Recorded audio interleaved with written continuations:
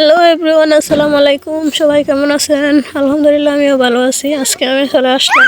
আমার এই গাছগুলা দেখতে অনেক দিন হয়েছে, গাছ লাগানোর পর আমি আসছি না, আইয়া দেখছি না। এখন আইয়া দেখি আলহামদুলিল্লাহ অনেক অনেক সুন্দর হয়েছে। ও হ্যাঁ, আরেকটা কথা, আমার গলার বয়স শুনে হয়তো আপনারা ভাবতে পারেন কি নাকি আমার গলাতে ঠান্ডা লাগছে, সর্দি তাই এরকম বয়স শোনা যেতেছে। এই গাছটি অনেক জোফালো হয়েছে। আসলে এই গাছটি কেনার সময় নার্সারির একজন লোক বলছিল যে গাছের আগা নাকি এভাবে কেটে দিতে, তাই কেটে দিয়েছিলাম।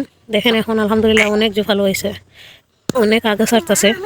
গাছের আগা হাইটে দিলে নাকি গাছটা অনেক জোফালো হয়, নার্সারির লোকটা বলছিল, তাই গাছের আগা হাইটে দিয়েছিলাম। এখন থেকে আসলে অনেক জোফালো হয়েছে এই গাছগুলা। এখন আস্তে আস্তে অনেক বড় হইতেছে। এইদিকে আমার বেগুন গাছেও ফুল চলে আসছে, আস্তে আস্তে বেগুন গাছও ফল ধরবে ইনশাল্লাহ। আর এইদিকে দেখেন অনেক আগে আমি দেড়শের বীজ বুনে দিয়েছিলাম, এখন আস্তে আস্তে দেখেন গাছগুলা অনেক বড় হইতেছে। দেড়শের গাছগুলো, এই গাছগুলা অনেক ঘন আছিল, আমি ঘনগুলা ভেঙে দিছি, এখন আস্তে আস্তে আরো বড় হইতেছে। কেন জানি না, পাতাগুলোতে ফুকে ধরে ফেলছে। তারপর আমি মাঝের মধ্যে ওষুধ দিই। ওইদিকে দেখেন আমার লাউয়ের মাছা হাতে লাউ গাছ চলে আসছে, লাউ বাইতেছে। লাউ গাছ ওই দিন পরে মনে হয় লাউ ধরবে, বাইতেছে, এখনো লাউ ধরে নাই, ধরবে সম্ভবত অনেক কিছুদিন পরে। এই গাছটি হাইব্রিড জাতীয় গাছ, তাই অল্পতেই ফল চলে আসে। আর এদিকে দেখেন আমার ঝিঙ্গা গাছে ঝিঙ্গা চলে আসছে। আর ঝিঙ্গা গাছে প্রচুর পরিমাণ পিঁপড়ে হয়, পিঁপড়েগুলোর যন্ত্রণায় ঝিঙ্গের ফুলগুলো নষ্ট হয়ে যাইতেছে। দেখেন কি একটা অবস্থা, ফুল দেয় আর ফুল পিঁপড়েগুলো নষ্ট করে ফেলে।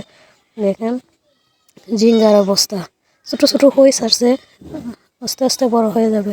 আর দেখেন লাউ গাছের অবস্থা, লাউ গাছটা আস্তে আস্তে বেড়ে উঠতেছে।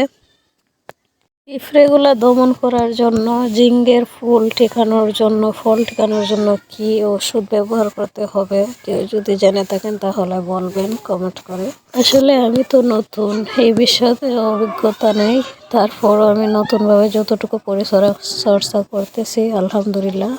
আপনাদের যদি কোনো অভিজ্ঞতা থেকে থাকে তাহলে কমেন্ট করবেন, কি ওষুধ দিলে পিঁপড়েগুলো দমন করা যাবে। এই লাউটাকে বলে কি লাউ জানি, মরসা লাউ নাকি। নার্সারির লোক বলছিল যে মাটি